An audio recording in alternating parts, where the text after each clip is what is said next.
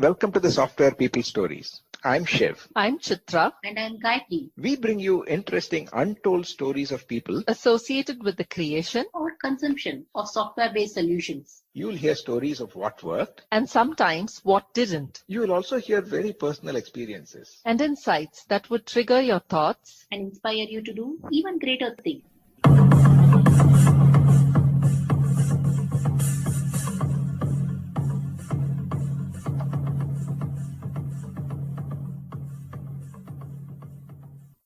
In this episode, I am talking to Joseph Wong, who is a General Manager, Asia Pac and Japan for OpenLegacy and a board member for AppSolute.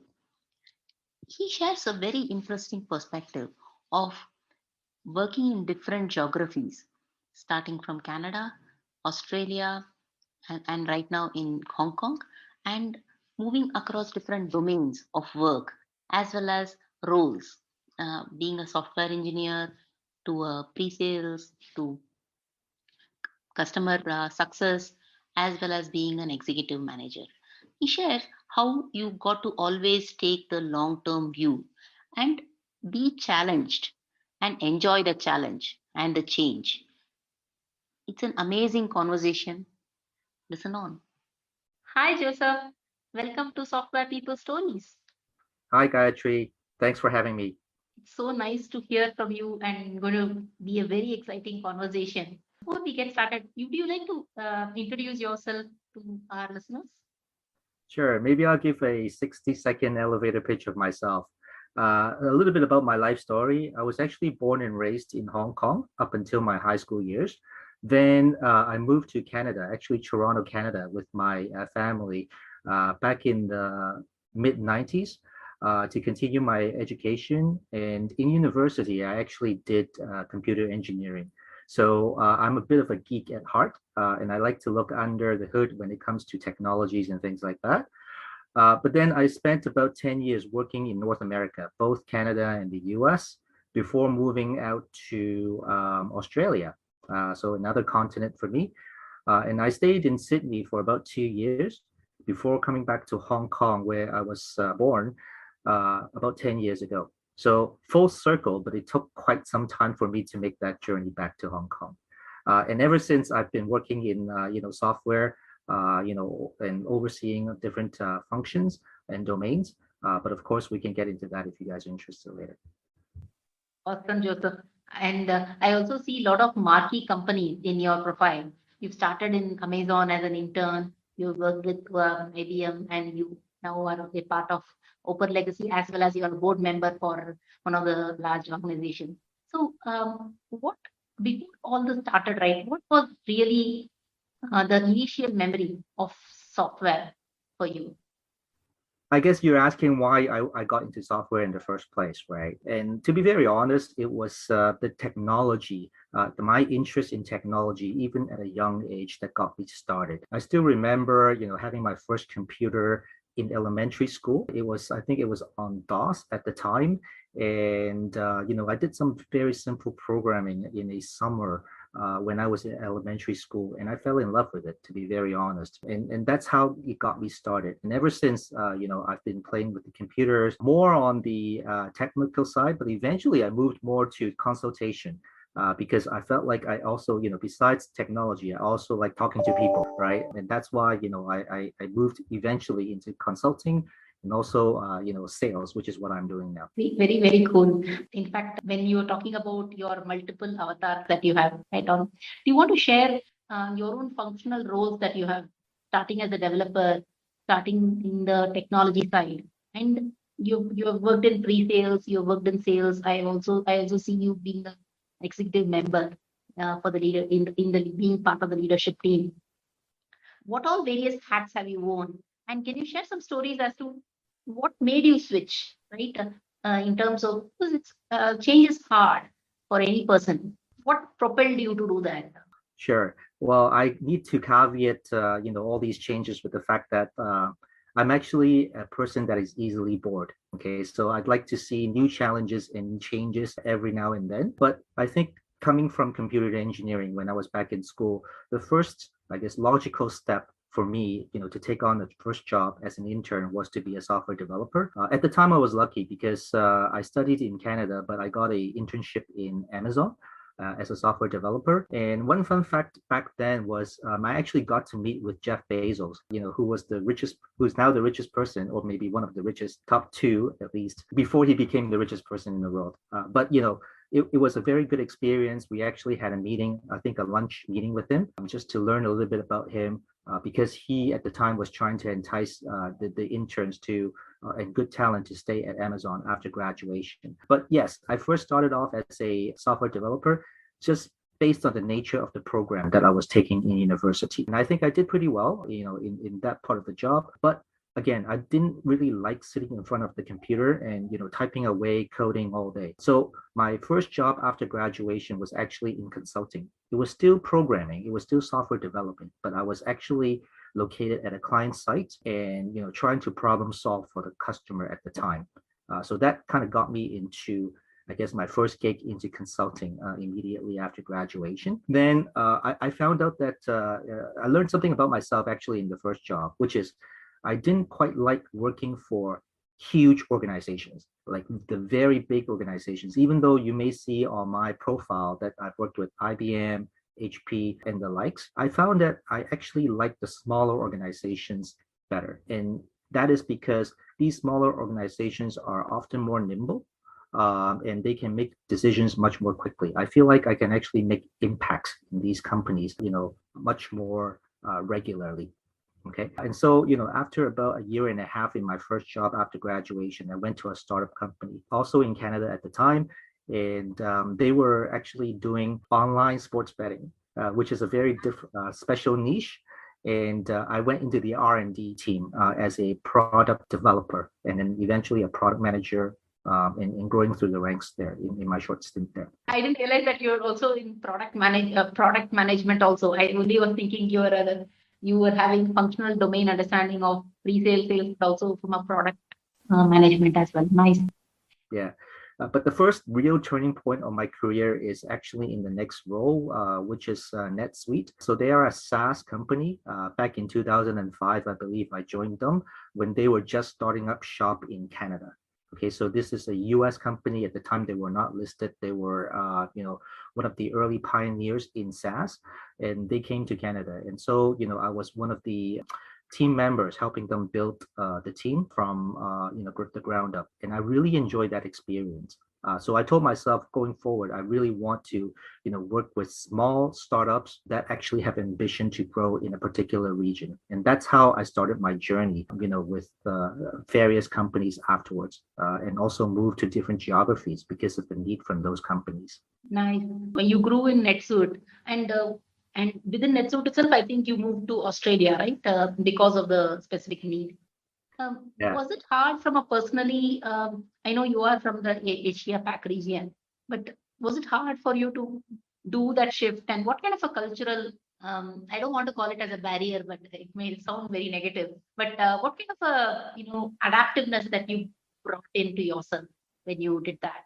Sure. So moving from Canada to Australia wasn't too bad because of the way that these two countries are both westernized, right? And similar to the US in a way. So the cultural differences weren't too big for me. But at the time I was actually married and my wife had a decent job at home, and our families were all in Canada. So moving to Australia was a big family decision. Let's put it that way. I think the saving grace was we didn't have kids at the time. So, moving just two adults from, one end of the road to the other wasn't too bad. It took a lot of convincing to move my wife, with me, but eventually she, went ahead, and we never really looked back afterwards. But taking the decision was actually a career advancement for me as well, because in Canada we built a pretty good team, and we needed to basically repeat the same feat in Australia for the ANZ market and eventually for the APAC market. And that's why I took the opportunity when management offered me the chance to relocate. And I've never been to Australia during that time, so again, for a guy who likes changes and new challenges, that was sort of the easy acceptance, so to speak, for me to move from Canada to Australia. Very, very cool. In fact, the personal side is the hardest, Joseph. how much ever you want to call, right? While technology can be all pervasive, but people, when we have to move, convincing everybody around, particularly your support system, is not easy at all. That's right. That's right. Eventually, we made a lot of good friends in Australia, but at the beginning, it was hard. It was definitely hard. But what both my wife and I are pretty social people. Eventually, I think we had a pretty good time in Australia. And whenever we look back at Australia, on TV, magazines, and whatnot, it was a very sweet time in both our journeys. So we really enjoyed the time there. I know culturally it is same. Was it the similar for even when you were dealing with different clients, when you are actually setting up your complete office in Australia? How did you go about that? Yeah, so setting up shop was a bit of a challenge because when you are employee, let's say number 2 or 3, I was never employee number 1, thank God. But being employee number 2 or 3 is actually quite difficult in itself because you always have to find the right balance between, first of all, growing the business, but at the same time making decisions about your own organizations, whether it's hiring, scaling the solution, scaling the product, scaling the team in the right way. Right. So that fine balance in terms of having the top line growth and making decisions that will help the company stay for good is actually, I would say, quite important and sometimes challenging for myself. To this day, I still find myself doing the same thing, even with OpenLegacy, which is a startup in itself here in Asia. Nice. Any instances that you can share on the type of decisions that you have to make when you had to set up a new organization or sub-organization, if you will?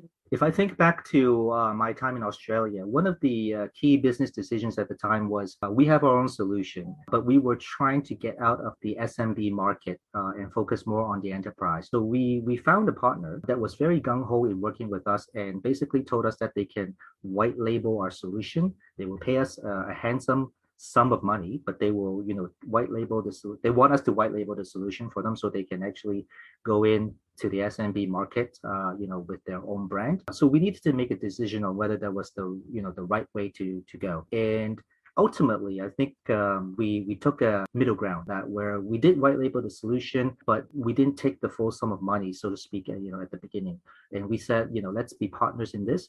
Let's work together. Whenever you make a sale, we will take a cut from there. But of course, that was on hindsight. That was actually quite a good decision, to be very honest, because we were both very successful in the end in terms of sales in that segment of the market. When you talk about decisions, right, one of the things that I remember, whenever we make a decision, if we stop questioning our decisions, right, we will ensure that we make the decision the best decision. So all our actions follow through. Story relates to that. So you moved from Australia to Hong Kong, and you're from 2011. I think you've been in Hong Kong. I know you're working. Your startup is across different geographies, Israel and Singapore and stuff. But how is that kind of move happened, and why did you take that? Sure. So I moved from Australia to Hong Kong because at the time when I took the Australian role, I basically had Hong Kong in mind the whole time. And I told my management team that I wanted to be in Hong Kong ultimately. The reason why I wanted to be in Hong Kong is because, well, I was born and raised there, and I always felt like I wanted to see what it's like to work in Hong Kong as well. So that was kind of a personal goal for me to eventually get to. But, we were very successful in Australia. So NetSuite didn't think it was the right time for me to move back then. But when my wife was pregnant, so I actually needed to move back to Hong Kong, where we have the biggest support system, right? So we have extended families and more friends there who can actually help us take care of first of all business and then the family as well. So I decided to take on another role with another startup at the time called Farasint and became their director of professional services there. So it was a bit of a jump for me to be the director of that company. And so both from a career and a personal family life perspective, it was a bit of a no-brainer for me to move from Australia back to Hong Kong. I think this is something that often people don't understand, and different global experiences, right, gives a big jump, even though it may give a little bit of discomfort when you start this. Because I've worked in UK, US, as well as of course India, now with Singapore market. It gives you a different perspective when you interact and you sort of know what we mean by that, right? For example, some organizations are more, when we say data should be time, right? Everything has to be that way. If you work in some of the Indian companies, there is a Slack built in. I think it, it gives you that perspective on what are your needs. When you were working in Hong Kong right now with the middle tier firm, I also see a lot of change in terms of domain. I see you a lot of work in CRM space and in middle tier space, in gaming. How was it a conscious decision, or when something better came in, what was the reason for such differences? That's a very good question, Gayatri. I think it's a bit of both, right? Both in the sense of again, I like to be challenged. So whenever the role comes, the bigger role that came throughout my career, and usually meant a bit of a industry change as well. But I never saw that as a holdback for me, because I find myself more of a generalist, okay, versus a specialist. And what I mean by that is, again, I like to look under the hood. I like to look under, to really understand the technology behind the scenes. But once I become a pseudo expert in, that particular industry or particular field, then I'd like to explore, or I like to look at what's next for me. So that actually prompted me to jump from industry to industry. So I've actually worked with at NetSuite ERP industry, to a incentive compensation industry, and then to talent management, and now most recently to API integration, so to speak.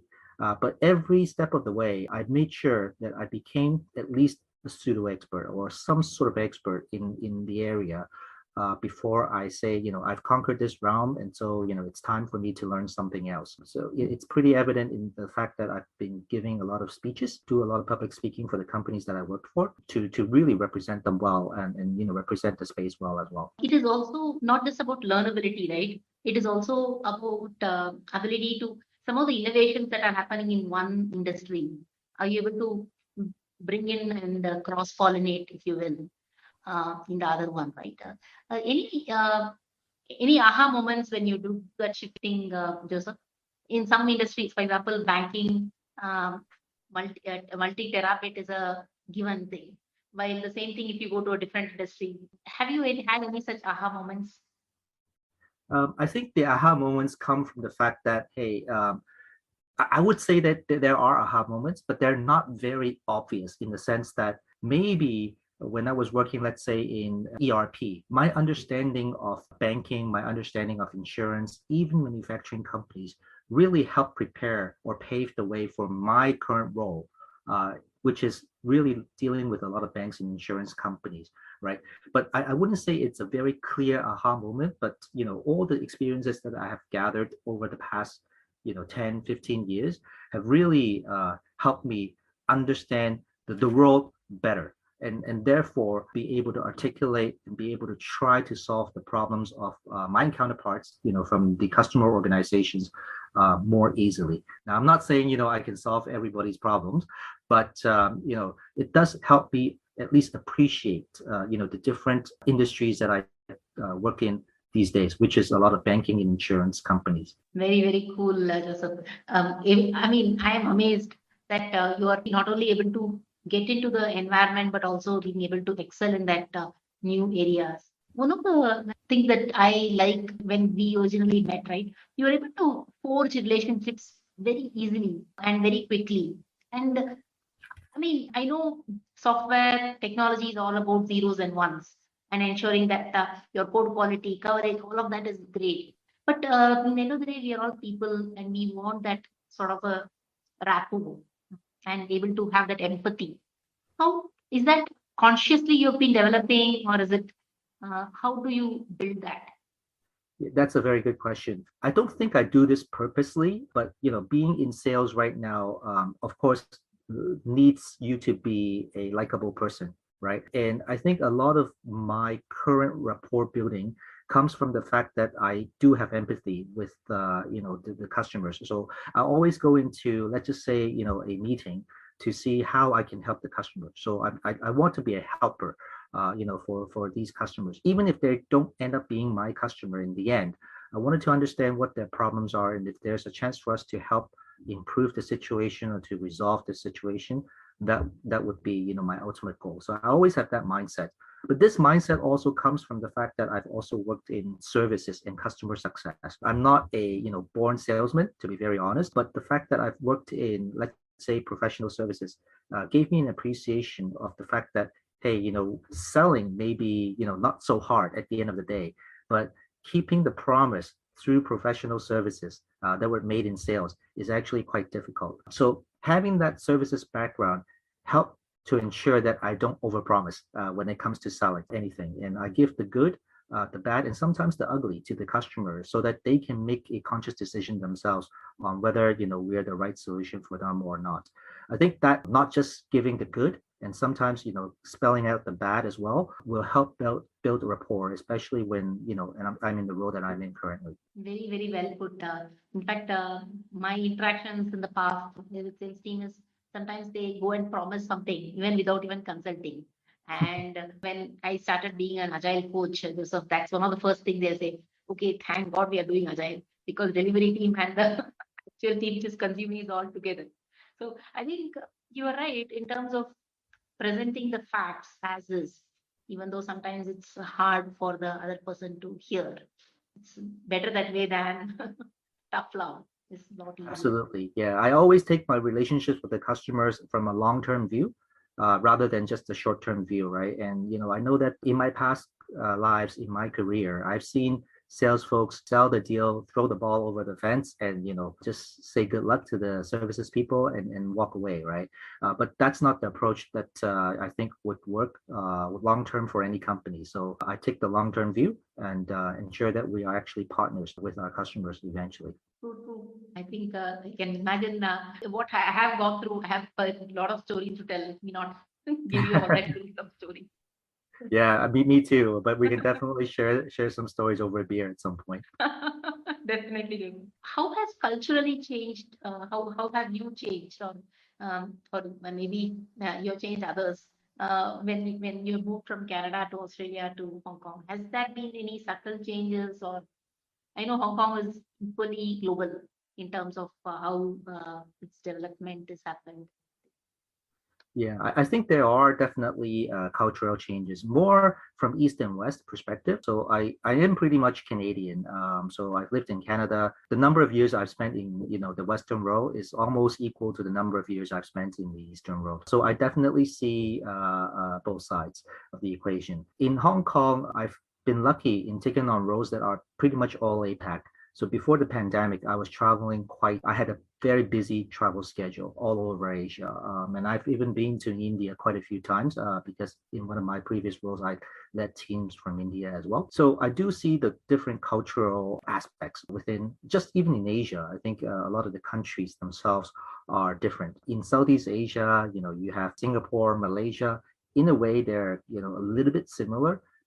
As soon as you move out of these two countries, you could go to Thailand, you go to Vietnam, Indonesia, they can be very different in the way that they operate. And of course, in Hong Kong and then mainland China, that's another story. Korea and Japan is also another story. But I always go in to these countries with a humble mindset, wanting to learn rather than trying to show them a few things under my belt.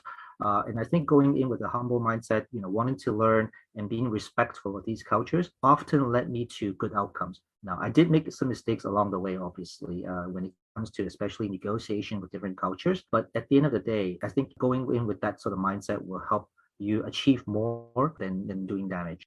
Sometimes it's better to not go into as a know-it-all and say, okay, I'll probably progressively figure it out, right?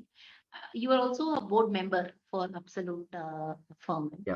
And working as an executive in your own firm is one thing, but also being an external consultant. How are you balancing those aspects? Yeah, so I'm on the board of that company because my friend asked me, right? So it's his company and he started that company. And, it's actually an apps building company, that's based in Hong Kong. For me, the time spent is actually quite, I would say that the line drawn is actually quite clear because right now with my current role, I'm building a team, I'm building a business for OpenLegacy. But I often find the time to do things that I like. Okay, so I think the key thing here is to make sure you like what you do, because if you like what you do, you will always find time to do so. And giving back is a way of me looking at this board member position, because I feel like it's time for me to share some of my expertise from building companies for my friend, so that he can take away some of the some of my experience, and hopefully it will help him in the long term. So helping a friend is something that I definitely like doing, so I will always find the time to do so. Very, very cool. In fact, being a board member is a very prestigious thing, Joseph. I think you're not just being, I think you may be saying modest that I am doing it for a friend, but I think that's a great thing. Because when I started from in college, one of the first things is you have to become a board member or a CXO. That was always a that's where Definitely. I know we have been speaking about your various roles and how you moved from. When you look at 5 years horizon from now, how do you see the software landscape changing, particularly from our people? How are we going to change? I think 5 years is a good horizon, because I can never predict beyond 5 years. Even, when I try to predict, for 3 years, I get it wrong sometimes. But one of the key trends that I see in the software world is the emergence of AI. AI has actually really come to the forefront of a lot of organizations. In the past, about 15 years ago, when I was working with NetSuite, they already tried to introduce AI, artificial intelligence, into some of the solution. But I find AI being more prevalent even about 5 years ago, when I was working at Cornerstone, which is talent management. The example I can give you is we have a recruiting module in talent management, and the AI that was built into the solution was, hey, if you get a CV, the AI will actually tell you how likely this candidate, if hired, is going to stay within your company, based on all the big data that we've gathered from other similar roles at different companies. Things are actually getting a lot, depending on the person. Sometimes some people will say scary, but I think I would like to use the word exciting with AI, because in the past 10 years, it was probably descriptive, right? So what has happened, it will tell you, on hindsight. Then it became more predictive, right? What's going to happen, right, tomorrow. And so it's going to rain. If it's the weather forecast, it's going to rain. It can tell you that ahead of time. But now it's become more prescriptive, right? So, the AI will actually tell you, bring an umbrella tomorrow because it's going to rain. So it will give you the solution as well to the problem at the same time. And I think it's actually very exciting times. The example I gave was just in talent management, but of course there are all kinds of other areas that AI can get applied to. It will drive your car. It will do a lot of the mundane things that humans don't want to do. And eventually, I think we will get to a point where humans will have a lot more free time on their hands. Shorter work weeks, shorter hours in the week, and so we can do a lot more fun things. Things that really excite us outside of the work world, to really enjoy life. So that's how I see software morphing or changing the world in the next few years. Very cool. From descriptive to predictive to prescriptive. And also, I think what you said is how do we add value and reduce the amount of time that we have to do from a repetitive task, right? Nobody likes doing repetitive or something which is error prevented rather than more error prone. Very cool. I didn't realize that the time had gone past so quickly, Joseph. Any final thoughts that you want to share with our listeners, Joseph? That any takeaways that they can, any advice? Sure. I wouldn't call it advice, but one of the things that you mentioned at the beginning was, I've changed quite a bit throughout my career, whether it's geographies or jobs. And I wanted to leave maybe the listeners with this piece of information. I think it's important for you to get out of your comfort zone. Every time I made a change, yes, there was a bit of hesitation. There was a bit of scariness, that kind of holds me back. But I feel like, in life, if you don't get out of your comfort zone and, take the changes and take the new challenges from time to time, you're not going to be growing. And so that is actually not a good thing. And if you're not growing, you're actually falling behind. So that's kind of my personal mantra. And I wanted to make sure that, I share this bit of life experience with you all to let you know that taking changes, taking new challenges sometimes is scary, but every now and then I had a mentor who actually told me, if you're not every day. If you're not doing something that scares the bejesus out of you, then you're not really living. So I took that to heart, and every now and then I'd like to take on new challenges and make sure that I enjoy life along the way. And so far, it's worked pretty well for me. Awesome, Joseph. Take something that scares you and do it anyway.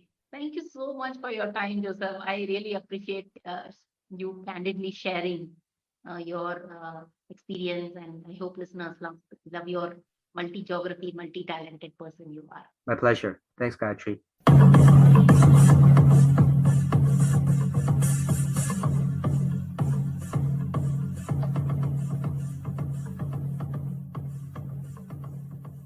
We thank Siddharth for the music and Anita for promoting the Software People stories. If you like this episode, Please subscribe on your favorite podcast client. And spread the word in your network. if you'd like to share your story, Contact us at podcasts@pm-powerconsulting.com.